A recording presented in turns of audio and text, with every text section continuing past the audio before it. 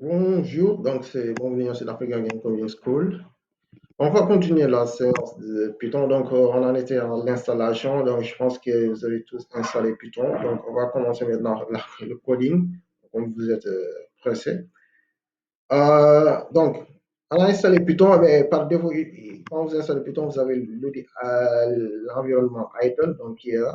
Donc, on va ouvrir idle, vous allez voir ça. Bon, il y a beaucoup de versions. Je vais utiliser bon, la version 3.8. En ce moment, je vais la version 3.8. Donc, je fais ça. Et je clique dessus. Je clique dessus. Il va m'ouvrir Idle. Ça prend un peu de temps. OK, il m'a ouvert Idle. Maintenant, Idle, c'est quoi? Bon, il faut comprendre que Idle, c'est un interpréteur. Donc, un interpréteur, c'est Python déjà, c'est un langage qui est interpréteur. Donc, vous pouvez rapidement, en fait, prendre en main la programmation avec Python. Par exemple, ici, c'est pas comme dans les autres langues, je peux directement faire une déclaration de variable. Par exemple, je fais x égale 5. Je fais x, voilà, il me donne la valeur de x. Je fais y égale 5. Je fais y, il me donne la valeur de y. Donc voilà, c'est ça qui est intéressant avec c'est interprété et c'est interactif.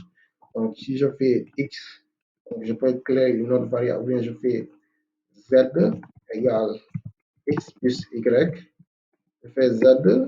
Là, j'ai la valeur de z. Donc, parce que quand on fait z égale x plus y, ici, vous avez vu, x égale 5, y égale x égale y, donc ça nous donne 10.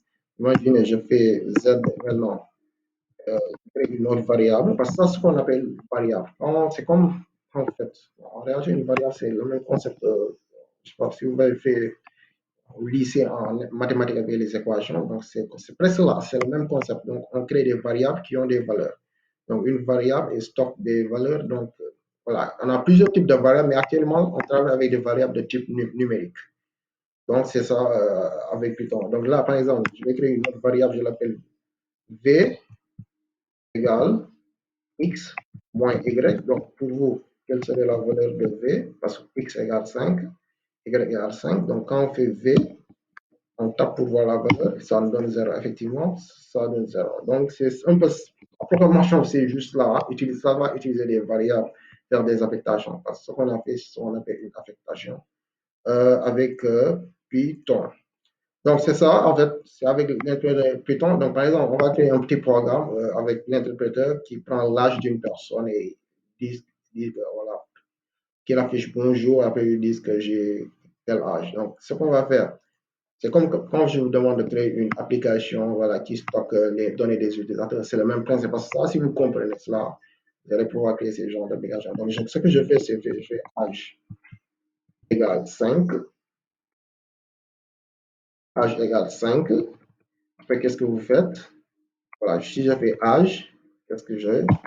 J'aurai âge égale 5, effectivement. Mais maintenant, si je veux dire bonjour, parce que bonjour, dire bonjour, on affiche au niveau de l'interpréteur bonjour. Donc, pour faire ça, il y a une instruction Python.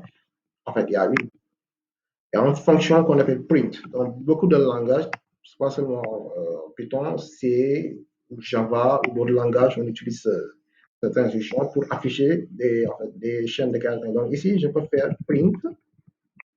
Par exemple, donc, je donne juste un exemple. Donc maintenant, quand on fait print, ça prend, ça prend une chaîne de caractères.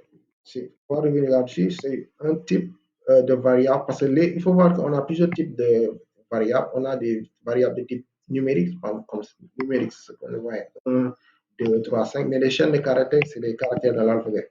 Maintenant, une chaîne de caractères, parce qu'il faut différencier des chaînes de caractères des variables. Donc, une chaîne de caractères est entre côtes. En fait, il doit y avoir des guillemets, des griffes, donc pour dire que c'est une chaîne de caractères. Donc, si je fais print bonjour, vu, je dois mettre la chaîne de caractères. Ça me donne print bonjour. Maintenant, si je veux, voilà, si je veux, par exemple, dire, bon, par exemple, je veux connaître, j'ai saisi l'âge de l'utilisateur, après je veux récupérer, en fait, afficher son âge avec une chaîne de caractères. Je peux faire cela, print,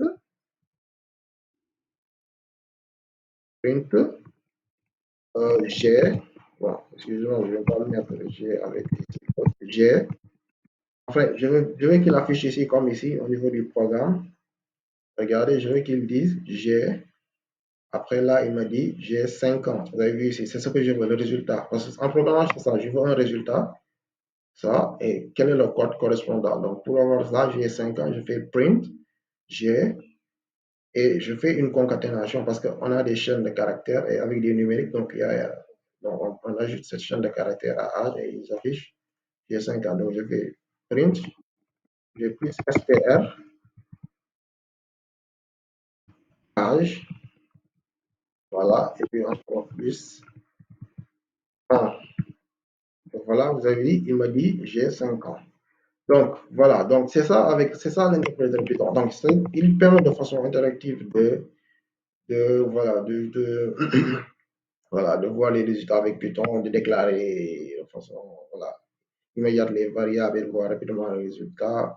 Mais à long terme, bon, ça c'est pour un début, c'est ce qu'on va utiliser pour expliquer un peu, mais après on va plus utiliser l'interpréteur, on va utiliser d'autres, voilà, voilà, un éditeur, enfin, on va créer un fichier et créer. Donc, c'est ce que j'expliquais. On a plusieurs types de variables. Voilà, donc ça, on va y revenir dans la prochaine session. Merci.